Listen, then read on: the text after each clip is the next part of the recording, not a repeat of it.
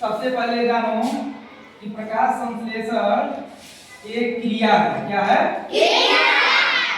एक क्रिया है और यह क्रिया किसमें होता है? यह क्रिया होता है पौधों में होता है। किसमें होता है? ठीक है। अब बात आता है कि किस प्रकार की क्रिया है। ठीक है, प्रकाश संश्लेषण। अब यही से समझ में आ जाएगा।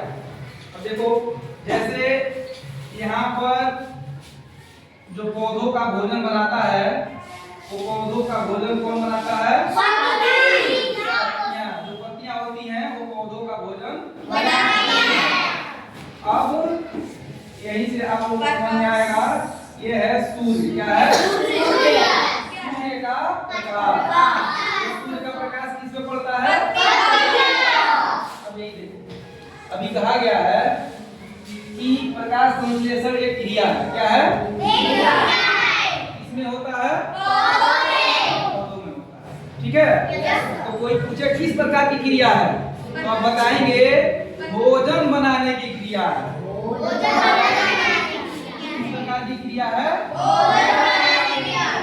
यानी भोजन बनाने की क्रिया। भोजन बनाने की क्रिया। ठीक है ना। अब देखो, संश्लेषण का मतलब होता ही है कोई चीज बनाना। ठीक है ना। और प्रकाश का मतलब हो जाता है सूर्य का प्रकाश। समझ में आ रहा है बात? देखो, यानी सूर्य के प्रकाश की उपस्थिति में भोजन बनाने की क्रिया को क्या कहते हैं? प्रकाश। ठीक है। अब आपसे कोई पूछे कि प्रकाश संश्लेषण क्या है, तो आप बता देंगे कि प्रकाश संश्लेषण पौधों में होता है और यह भोजन बनाने की क्रिया है। कोई पूछे भोजन कैसे बनता है, तो आप बताएंगे कि सूर्य के प्रकाश की उपस्थिति में। ठीक है। सूर्य का प्रकाश किस पे पड़ता है? पृथ्वी पर पड़ता है और ये भोजन बनाने की क्रिया बस समझ आया ना।